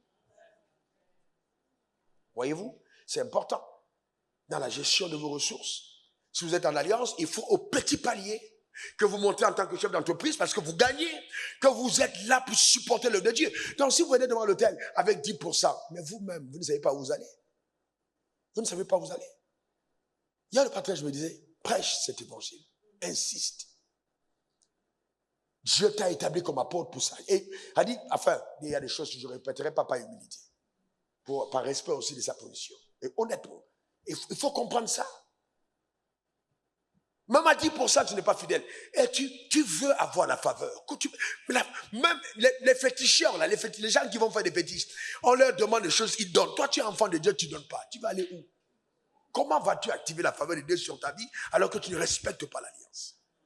Dieu n'a pas juré à Abraham quand Abraham avait les mains vides. Il a donné à Abraham et quand Abraham a donné, c'est là où il a juré. Donc, ce qui provoque la faveur sur ta vie, ce sont tes sacrifices. Donc, il faut rester fidèle. Une année s'achève. Regarde toi-même, fais un bilan. Combien tu as donné à l'œuvre de Dieu? Combien tu as apporté? Provoque des nouveaux paliers. Provoque de nouvelles dimensions. Oh non, je n'ai qu'un salaire, mais provoque de nouvelles dimensions. Provoque. Il dit, je donne la sémence au semeur. Il racontait comment, après avoir compris ça lui-même, il a pris une enveloppe, il a mis sur le chevet de son lit. Il dit, Seigneur, comme tu donnes la sémence au semeur, j'ai envie de s'aimer tel montant. Et puis, quelque temps après, quelqu'un est venu donner le montant. Il voulait acheter des choses, Dieu lui dit, hey, c'est la sémence du semeur. Parce que ce que tu achètes pour ta maison, c'est terminé, ça ne ramène plus rien. Et ce que tu places devant l'autel ramène des choses en retour. C'est la totale différence. Donc, il y a cet ange-là, voyez-vous, d'abord, comme je dis, révélation, ensuite on a l'intelligence, la sagesse, et puis l'ange de la faveur. La faveur de Dieu est sur toi. Mais il n'y a pas que ça, voyez-vous. Parce que vous devez comprendre que quand cette sagesse arrive sur toi, voyez-vous, cette sagesse descend sur ta vie, tu vois, Christiane, et vous parliez des dons, des talents que les gens ont. Mais est-ce que tu sais que même quand tu fais luciner tes talents, il y a des talents qui te manquent, que tu n'as pas. Et donc, dans le surnaturel, tu peux faire appel à de nouveaux talents. Donc, en fait, ce que tu as, oui, tu peux faire appel à de nouveaux talents. En fait, quand l'onction de la prospérité descend sur toi, il y a une aptitude qui est une aptitude d'en haut. C'est comme tu t'es greffé. On met en toi quelque chose que tu n'avais jamais vu. Jamais de la vie. Alors, ce qui fait que tes résultats vont étonner même ceux qui te regardaient. On n'aurait même jamais pronostiqué sur ta réussite. Mais parce qu'il t'a montré le panorama de ton avenir et que tu sais toi-même qu'il y a absence, tu mets une demande dans la prière de telle aptitude que tu n'as pas. Et souvent, nous prions simplement pour avoir de l'argent, mais prions pour avoir des capacités. Prions pour les capacités. Demande des capacités. Et il dit, si vous désirez les dons les meilleurs, désirons les dons les meilleurs. Le don d'organisation, pas toujours de faire tomber les gens. Le don d'organisation, t'organiser. La discipline. Dieu, aide-moi à être discipliné. La gestion de mon temps. La gestion. Ferme ma bouche au commérage. Je parle trop. Et ça me détruit. Père, aide-moi. J'ai de mauvaises pensées. Ah oui, tellement de choses sur lesquelles tu peux mettre une demande devant le trône de la grâce. Je peux m'améliorer dans la prière. En priant, je deviens meilleur. En priant, je deviens meilleur. C'est pas toujours ouvre la porte, touche le cœur de quelqu'un qui me donne l'argent. Frère, l'argent sans cette transformation intérieure, sans ces aptitudes intérieures, ton niveau de performance va s'arrêter. Dieu peut te destiner à des centaines de milliards et tu t'arrêtes à 10 milliards parce que tu n'as pas grandi. Il faut désirer des aptitudes dans la prière. Grandis de l'intérieur. Dans la prière, grandis. Te mettre à genoux, grandis. Quand je suis allé chez le pasteur Marcelo Tounassi, en séminaire, quand le deuxième jour, le Seigneur me dit, mets-toi à genoux au bord du lit. Il dit, prie pour comprendre ton notion. Il dit, tu ne comprends pas bien ton notion, prie, je veux t'expliquer ton notion. Prie, demande-moi. Tu as commencé à prier, explique-moi. Il dit, prie pour comprendre ton notion. Il m'a dit, prie que tu comprennes quelle est la grâce que tu portes. Je pensais que je la comprenais. Il m'a dit, prie pour comprendre. Parce que tu ne comprends pas bien comment ça marche.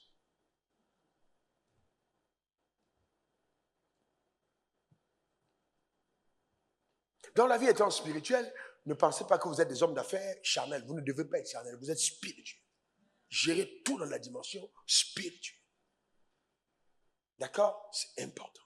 Donc, il y a ces talents, ces dons que Dieu peut greffer à vous. Vous pouvez demander de nouvelles capacités. La preuve, la parabole des talents. Celui qui avait un talent, on a pris son talent, on l'a donné à celui qui en avait 10. Donc, on lui a augmenté des capacités. Donc, vos capacités peuvent augmenter. Pas simplement au travers des formations, parce que c'est aussi bien, mais même dans la prière, spirituellement. Je ne peux pas former. Écoutez-vous, ça c'est beau ça. Ça c'est super beau, c'est de Dieu. Je ne peux pas former un poisson à voler. Quels que soient les séminaires de comment voler, le poisson ne volera jamais parce qu'il n'a pas la nature. Donc, avant d'aller dans la compétence de développement dans tous les séminaires, demande d'abord à Dieu de te donner la nature de celui qui peut recevoir. Sinon, on va prendre le temps à te donner tellement de choses alors que tu n'as pas la nature de recevoir ce qu'on te donne. C'est pour ça qu'on a donné des perles au pourceau parce que tu n'as pas la capacité de recevoir. Mais cette nature qui te permet de recevoir, ces formations qui font de toi quelqu'un de compétent, c'est qu'il faut que le don existe. Et ça, c'est Dieu qui te donne.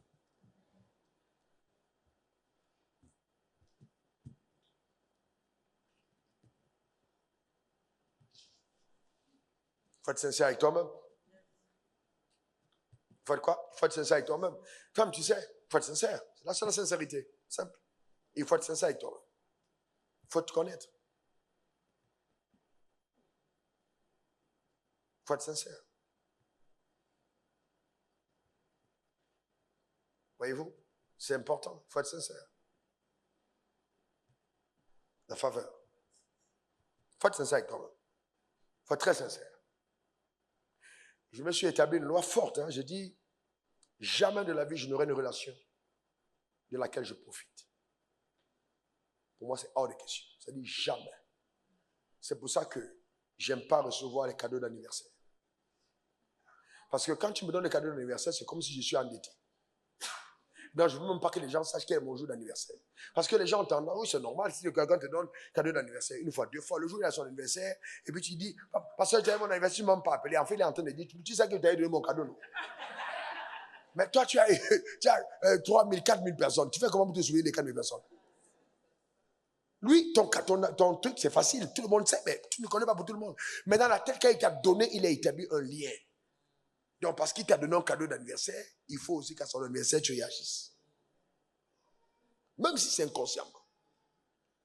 Donc, il faut mesurer des gens dans la mesure à laquelle tu te sers. Donc, c'est pour ça que même à Dieu, quand tu donnes à Dieu, il te donne. Parce qu'il ne veut pas devoir, ne devait rien à personne. Donc, même un cadeau qui t'est donné est une dette que tu dois. Donc, c'est pourquoi quelqu'un qui sème dans ma vie, écoute-moi très bien, quelqu'un qui sème dans ma vie ne peut pas avoir les mêmes accès que quelqu'un qui ne sème pas. Simple. Parce que quelqu'un qui sème dans ma vie, je me dis, mais tiens, c'est pas là quelqu'un qui est provisionnaire dans la vision. Alors, si le diable veut toucher cette vision, le diable va détruire sa vie. Donc, je dois veiller sur lui parce qu'il fait partie des canaux que dont Dieu m'avait parlé en disant, je ferai venir des personnes vers toi qui vont supporter la vision et après je les bénirai en retour. Donc, je comprends que la vision ne se tient que parce qu'ils existent. Donc, j'ai une exigence encore plus forte vis-à-vis d'eux. C'est pas pour rien que les sœurs de Marie et de Marthe, de Lazare pouvaient appeler Jésus. C'est pas tout le monde qui va dire reviens. On n'a pas porté le mort pour amener vers lui, on l'a déplacé pour venir vers le mort. Ça, c'est pas la même chose. Normalement, on devait porter le mort pour amener vers Jésus. Alors, on a dit non, Jésus, toi, tu reviens vers le mort. Parce qu'il y avait une redevabilité. Tu as trop mangé ma nourriture. Il y a une redevabilité. À partir de là, j'ai une légitimité à mettre une demande sur toi. Vous comprenez ce que je veux dire? Donc, et c'est pourquoi je dis que ce n'est pas normal que je sois pasteur et que je sois frustré que les gens m'appellent pour la prière. Enfin, ils donnent l'argent pour la vision. Ils sont tout le temps devant l'autel. Et qui représente Dieu? C'est moi. Pourquoi je vais être fâché qu'ils appellent à moi? Je ne peux pas être fâché. Non, impossible. Impossible. Ce matin, quand je suis allé de l'autre côté, oh, mais tu chauffes. On sent que tu vas te reposer. Je sais que moi-même, je chauffe. Tu sens la chaleur? Ah oui. Mais je te dois quelque chose, je suis là. Je peux annuler la réunion, non? Vous dire, les gars, le pasteur est fatigué. Jésus lui-même était fatigué au bord du puits de Sichar, il s'est assis. Je te sors une fois le message. Opération puits de Sichar. On se voit dimanche matin aux 3 cultes. Et bien c'est clair, il passait. Amen. On dit, oh, tiens, le pasteur, il est prophétique. Il est prophétique. Il nous a sorti opération puits de Sichar. D'autres vont dire, ça va chauffer de mots au culte. Mais bon, je vous dire. Amen. Amen. Voyez-vous ce que je veux dire? Mais au fond de moi, je dis, je ne veux pas jouer à ce jeu. Il faut absolument que je fasse un effort d'apporter ce que j'ai à t'apporter, parce que ça fait partie de ma mission. Mais dis-moi, tu penses vraiment que Dieu me privera de faveur? Impossible. Parce que je joue ma partition. Vraiment, je lève ma main vers le ciel. Dans le nom suprême de Jésus, je prie que cette faveur orchestre des connexions divines, des rencontres surnaturelles. Dans le nom suprême de Jésus, que par cette faveur, les dons de Dieu te soient donnés, te soient déposés, des talents. Dans le nom suprême de Jésus, la faveur de Dieu t'ouvre des portes les plus extraordinaires au nom suprême de Jésus. Qu'il en soit ainsi. Donne-moi ton meilleur amen. Qu'il en soit ainsi. Donne-moi ton meilleur amen. Qu'il en soit ainsi. Dis encore amen. Alléluia.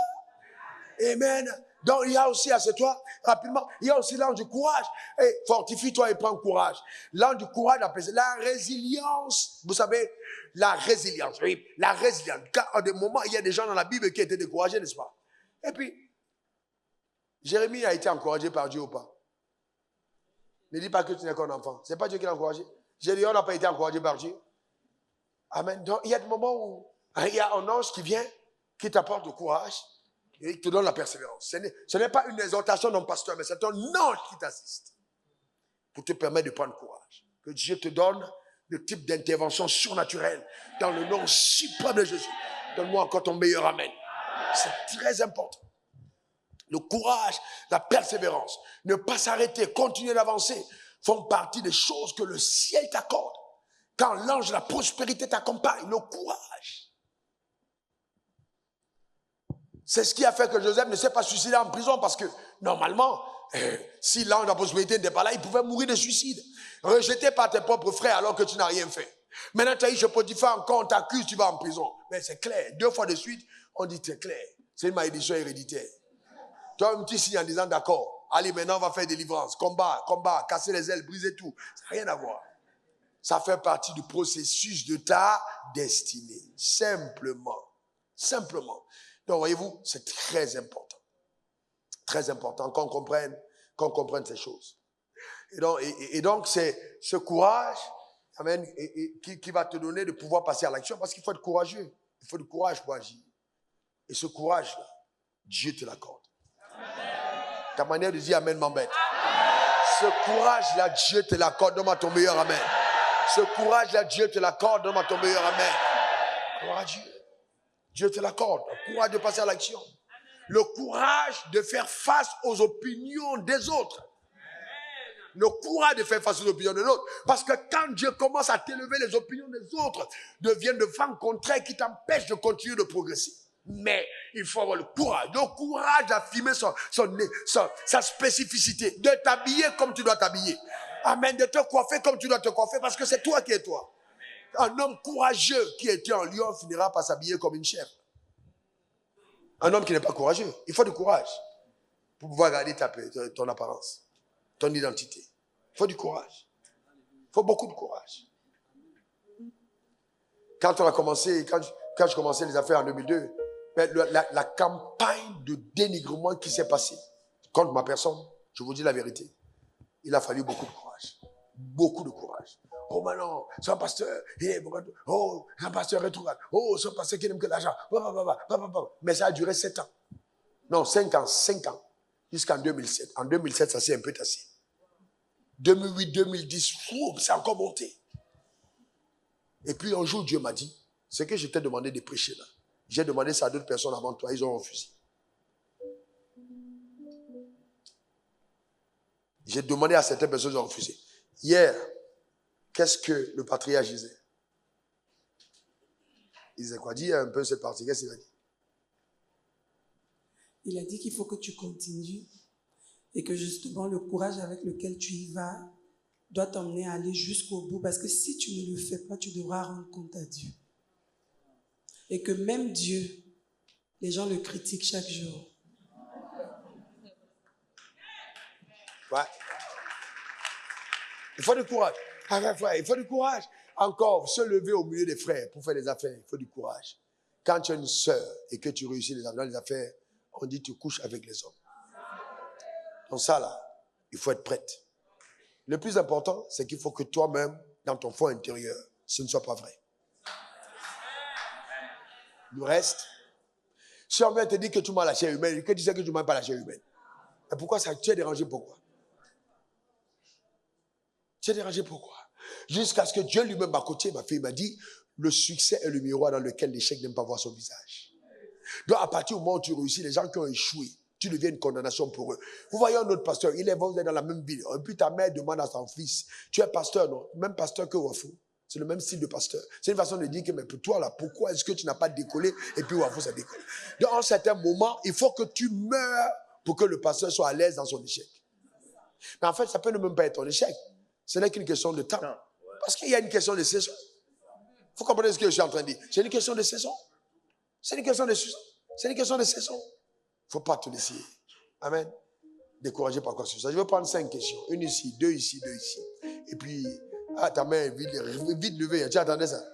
Ok, allons-y. Et puis, je vais prier pour vous. Bonjour papa, bonjour Père de Dieu. Il y a de cela quelques années, papa, j'avais eu un rêve et je veux comprendre un peu. Alors quelqu'un m'a dit dans ce rêve, l'église francophone est restée longtemps pauvre parce que vous n'avez pas compris le caractère spirituel de l'argent. Alors je veux comprendre un peu, je veux avoir votre compréhension de le caractère spirituel. Mais non, mais c'est ça. J'ai devenu ça, je dis ça tout le temps là. Le problème c'est que, qu'est-ce que c'est quand on dit que l'argent est charnel? Qui a créé l'argent? Qui a créé l'argent? Alors l'argent appartient à Dieu. Non, qui a créé l'argent? Dieu. Tout ce que Dieu a créé est spirituel. Dieu n'a rien créé de charnel. Donc quand le diable réussit à te faire comprendre que l'argent n'est pas spirituel, il n'y a pas de caractère spirituel, il t'a déconnecté. Totalement déconnecté de la capacité de gagner l'argent. La Bible va même plus loin. L'argent, il y a des moments, moi, des cultes, quand je les prépare et que je prie, la nuit vers 1h du matin, je prie et je ferme mes yeux pendant un moment et je capte le montant dans l'esprit et puis j'appelle. J'appelle, c'est-à-dire je ne connais pas qui donne combien devant l'autel. J'appelle l'argent, j'appelle, je dis bon, pour ce dimanche, le ciel a prévu pour le temps de la foi 25 millions. Donc j'appelle les 25 millions. Je dis bon, maintenant vous venez. J'appelle sur la planète Terre, j'appelle, je parle. À des moments, je peux voir une personne, je parle, je dis, je commande dans l'esprit. Et puis l'argent vient. L'argent des oreilles. Je parle à l'argent, l'argent vient. On ne demande pas l'argent à Dieu. Non, on ne demande pas. On ne demande pas l'argent à Dieu, c'est une erreur terrible. On appelle l'argent, on ne demande pas. Oh Seigneur, non. On appelle l'argent, on ne demande pas l'argent. On a autorité sur l'argent, on ne demande pas l'argent. On appelle l'argent. Tu commandes à l'argent et l'argent vient. Maintenant, quand l'argent vient, l'argent doit passer par des canaux que tu as créés, des conducteurs, des pipelines de ta provision. Mais la dimension des canaux dépend maintenant de ton donné. Si tu donnes 10% à Dieu, comment il va faire pour venir son fils? Le canal est trop petit. Maintenant, c'est quand tu arrives à donner ton fils unique que lui aussi peut faire descendre son fils unique. Parce qu'on te mesure la mesure avec laquelle tu te sers. Amen. Généralement, ce que tu reçois est fonction de ce que tu donnes. C'est un principe. Sauf si tu arnaques. Et c'est pour ça que les gens sont obligés d'arnaquer parce qu'en fait, eux-mêmes ne sont pas des gens qui ont compris la libéralité. Savoir donner à Dieu. L'argent est spirituel. On traite des transactions dans l'argent spirituel. L'activité que vous menez là dans les affaires, ce n'est que le prétexte pour vous faire transférer l'argent. Ce n'est pas l'activité qui vous rend riche. C'est pour ça qu'il dit, garde-toi de dire, ma force et ma main, moi qui sais richesse. Non, ce n'est pas ton travail qui te rend riche. C'est parce que derrière ton travail, il y a une main invisible qui fait venir les choses. Il y a des gens qui font les mêmes choses, mais qui n'ont pas le même résultat. Parce que derrière, l'invisible ne soutient pas ce que la main touche. Donc l'argent est spirituel. Oui, j'ai deux questions. La première question concerne les personnes. Et la deuxième question, c'est une intelligence que je veux comprendre. La première question, c'est de savoir quel est l'impact du caractère dans les business. L'impact du caractère. Ok, deuxième question, c'est quoi? Bon, la deuxième question concerne, c'est un peu plus politique, quoi, en fait. Vas-y, poser des questions. Je voulais savoir, la relation avec Elon Musk et un certain pasteur, qu'est-ce que vous en pensez? Bon, vous savez, il faut faire attention de juger les gens à distance. Hein. Alors maintenant, je vais te dire en ce qui concerne Elon Musk, j'ai vu un document où lui-même disait qu'il était dans un moment et puis une lumière lui est apparue. Il croit que la lumière c'était Jésus et qui a commencé à lui parler, à lui donner, communiquer l'intelligence pour gagner de l'argent. La raison pour laquelle il soutient Donald Trump, c'est parce que il est contre les anti-valeurs. Et même s'il n'est pas de l'église, je vais vous dire qu'il fait en ce moment ce que beaucoup de pasteurs ne font pas. Parce que ayant soutenu Donald Trump, il a permis de gagner les élections avec un certain homme riche dont sa présence avec la richesse a attiré beaucoup de personnes et conforté encore davantage la campagne de Donald Trump. Ils ont gagné les élections. Et je pense que Dieu a donné un répit à l'église parce que ce qui est en train de se passer, que très bientôt, même dans nos pays ici, très bientôt, hein, on va dire à tes enfants que ton enfant choisit son sexe lui-même. Ça se passe déjà en Occident. Ah mais ton enfant se plaint, on prend l'enfant, on enlève. Donc, Dieu a montré à cet homme qu'il fallait que son argent serve la cause des valeurs. Et donc, honnêtement, s'il devient mon ami, c'est extraordinaire. Extraordinaire. Il n'y a aucun problème. Maintenant, la première question, c'était sur quoi encore? Le caractère. Bien, le caractère est vraiment vital. Hein. Oh là là, le caractère est... C'est pour ça que il ne faut pas gagner l'argent quand tu n'acceptes pas d'être transformé. Un grand leader doit toujours se remettre en cause. Et bon, toujours. Le développement intérieur est quelque chose d'extrêmement profond. Je crois que quelqu'un des deux ici a dit, je crois que c'est Jackson, qu'au lieu d'investir simplement sur les mèches, investis à l'intérieur de toi. Il y a la transformation de ton caractère. Il faut à un certain moment toi-même t'évaluer. Si l'argent commence à te rendre orgueilleux, vaniteux, tu cries sur les gens, tu prends n'importe comment et tout, tu veux toujours te faire voir, c'est toi qui es le boss ou la boss et tout ça, tu écrases les gens. Eh bien, honnêtement, tu deviens de plus en plus. Il y a des gens que l'argent appauvrit. Et plus ils gagnent l'argent, plus ils deviennent pauvres. Parce que la richesse, c'est d'abord les valeurs de l'âme. Donc, c'est important. Ma question est relative au paiement de la dîme. Plus précisément pour les salariés. Pourquoi vous avez des problèmes avec la dîme comme ça? Non, tu veux me demander si on paye sur le brut ou bien sur... Sur le net, exactement. Je sais. Quand un salarié pose cette question, brut ou net, je sais. Bon, maintenant qu'il te soit fait selon ta foi. Hein. Mais ton salaire, c'est... Si tu as 1 million, brut, et on te donne en net 800 000, quel est ton salaire? Non. Ton salaire brut est de 1 million. Donne-lui le micro. Le salaire brut est de 1 million. Maintenant, on envoie entre tes mains 800 000. Les 200 000 sont passés où? Ton liste passé où? Je pense qu'il y a eu les impôts qui sont passés. Les impôts sont payés du salaire de qui? De mon salaire. Donc ton salaire, c'est combien? 1 million. Très bien. Ton salaire, c'est 1 million. Puisque ce n'est pas ton voisin qui a payé tes impôts, c'est ton agent qui a payé tes impôts. Donc, amène-vous les charges sociales. Donc, c'est ton salaire, c'est combien? C'est 1 million. C'est pas 800 000.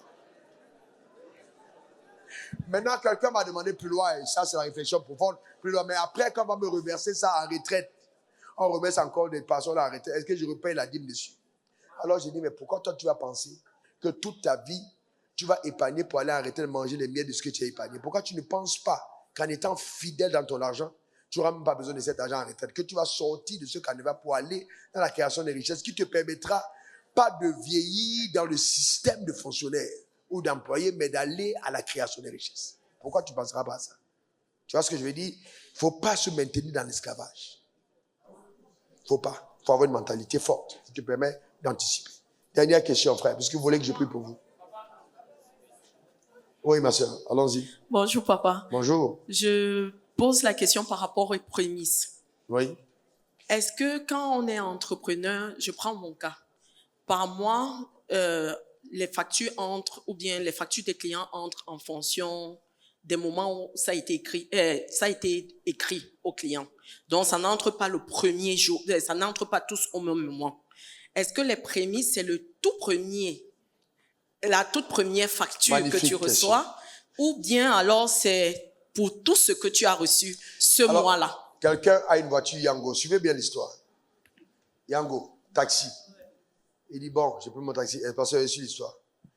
Le gars a roulé avec la journée, ça a fait 7500. Il dit, pasteur, voici mes prémices. Je ne discute pas avec lui parce que c'est comme ça qu'il conçoit les prémices.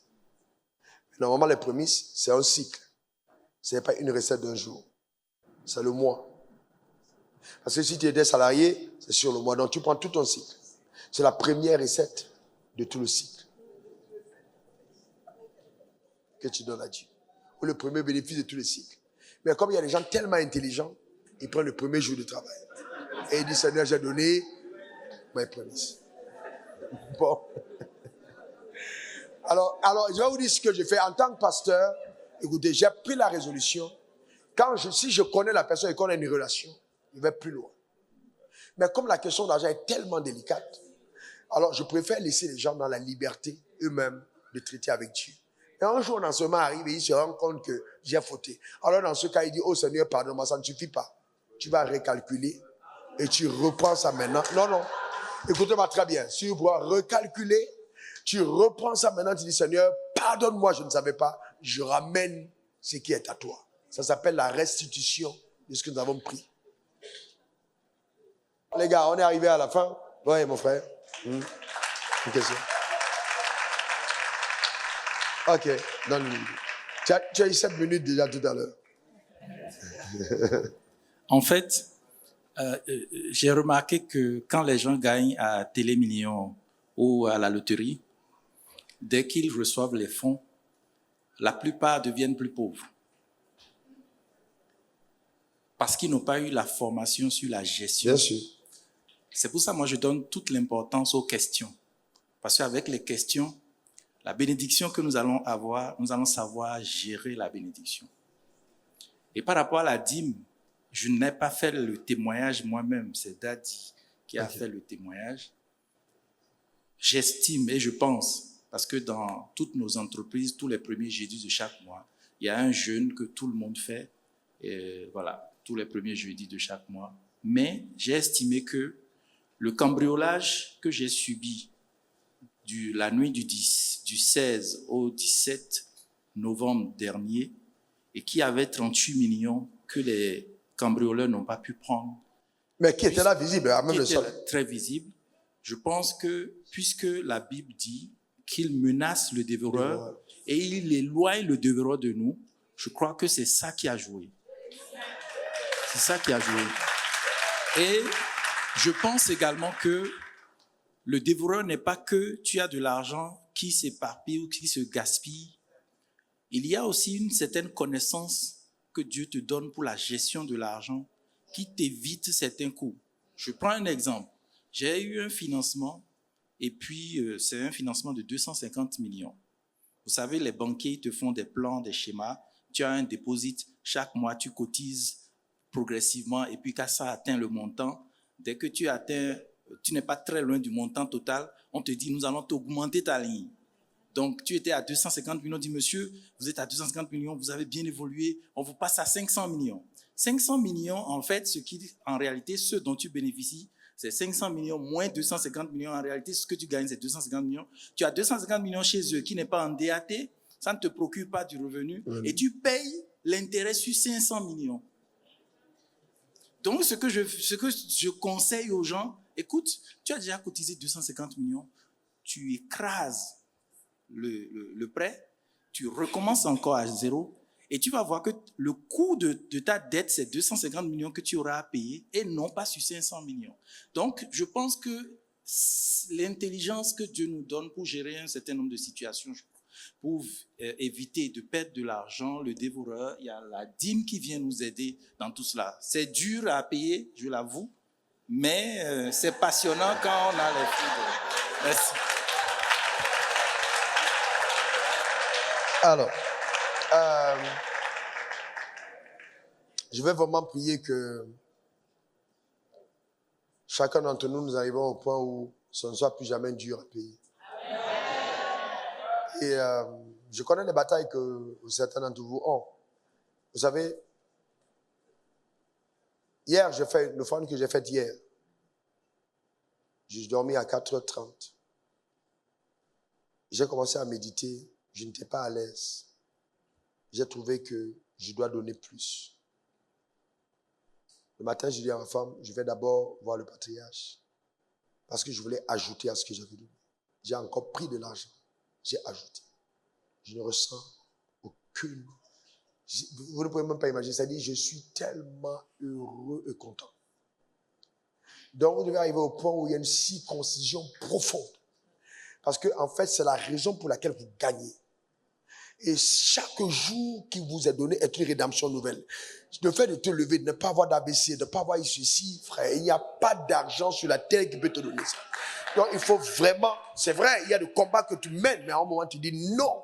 Donner, participer à l'œuvre de Dieu, ça fait partie de ma mission de vie.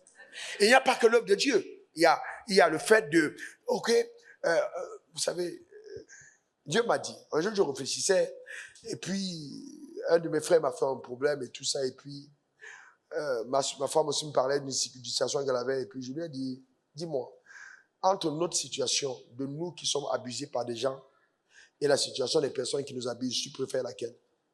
Elle m'a dit la nôtre. J'ai dit, bon, c'est bien, restons à notre place sans se plaindre. Je préfère que quelqu'un ait abusé de moi que d'avoir besoin d'argent et abuser de quelqu'un d'autre. Donc, et puis souvent, Dieu est tellement intelligent qu'il va donner la richesse d'une famille entre les mains d'une personne. Et donc, si tu penses que c'est à toi seul, tu deviens fou. Non, parce qu'il sait qu'il peut avoir des problèmes qui vont se poser dans cette famille. Et parce qu'il aime cette famille, tu as le cœur qu'il faut pour intervenir au moment des crises. Et il transite l'argent. Ce n'est pas ton argent. C'est l'argent. Pas simplement. Donc, même dans la famille spirituelle, le temple de la foi, les biens qui transitent entre mes mains, il y a des problèmes quand ils se posent. Je sais que c'est pour ça que Dieu m'a donné l'argent. Non, je n'ai pas de problème. Je n'ai pas de problème. Parce que l'argent atteint le but pour lequel ça passe entre mes mains. Et dans Paul, tu vas commencer cet exercice de façon régulière. Tu vas voir que tu vas connaître une expansion. Enfin, le problème, c'est qu'il faut que la circoncision ait lieu profondément. Alors là, maintenant, ça va commencer à être... Et puis, ça va tellement venir que tu ne vas même plus te rendre compte. Vous savez, à des moments, j'ai souvent l'impression que l'argent se multiplie quand ça arrive entre mes mains. Souvent, j'ai dit, mais comment c'est possible? J'ai sorti mais comment? Enfin, c'est ça le miracle de Dieu. Que Dieu te donne d'expérimenter son nom de Jésus. Amen. D'expérimenter. Soyez fidèles avec votre portion d'alliance individuellement. Soyez fidèles avec la portion d'alliance d'entreprise. Soyez fidèles. Alors, ce matin, je vais prier pour toi, mais je vais te demander de prendre un sacrifice, pas une offrande. Maintenant, tu es libre de ne rien prendre du tout. Je prierai quand même pour toi. Mais si tu estimes que tu veux passer en autre palier, c'est la fin d'année, tu vas transiter dans une nouvelle saison, je vais te demander, prends un sacrifice entre tes mains. Écoute-moi très bien. Écoute-moi très très bien. Le sacrifice va causer dans ton cœur ce que disait tout à l'heure Michel. Ça fait mal. Mais l'offrande ne fait pas de mal. Le sacrifice fait mal. Tu le prends, tu dis, bon, je veux participer en cette fin d'année avec ma sémence. Genèse 22, verset 16. Mettez un peu de texte. Genèse 22, 16. Regardez, mettez le texte. Je ne vous l'ai pas donné. Alors, on lit à haute voix. Et il dit, je jure par moi-même, parole de l'Éternel, parce que tu as fait cela, que tu n'as pas refusé ton fils, ton unique. Continue. Je te bénirai et je multiplierai ta postérité comme les étoiles du ciel. Qu'est-ce qui a été la conséquence de la bénédiction? Qu'est-ce qui a provoqué la bénédiction? Qu'est-ce qui a provoqué la bénédiction? Qu'est-ce qui a provoqué la bénédiction? 1 Roi 3. 1 Roi 3. Mettez le verset 4. Je pense. Et le roi se rendit à Gabaon pour y sacrifier car c'était le principal des hauts lieux. Ok, Salomon offrit 1000 holocaustes sur l'autel. Verset 5. À Gabaon, l'Éternel apparut à Salomon pendant la nuit et dit, demande ce que tu veux que je te donne. Vous voyez, la Bible est précise. C'était quelle nuit? À quelle nuit? La nuit du jour où il a sacrifié. Qu'est-ce qui a provoqué l'apparition de Dieu dans sa chambre? C'était quoi? Les 1000 holocaustes qu'il a posés sur l'autel. Je lève ma main droite vers le ciel en vertu des pouvoirs qui me sont souverainement conférés. Je prie sur ta vie. Je demande, dans le nom suprême de Jésus, qu'un manteau te soit communiqué par ces paroles. Dans le nom suprême de Jésus. Que l'aptitude, la capacité, les talents, les dons, l'onction de Dieu influencent ta vie radicalement. Dans le nom suprême de Jésus. Et que ta vie bascule en autre palier de grâce et de gloire.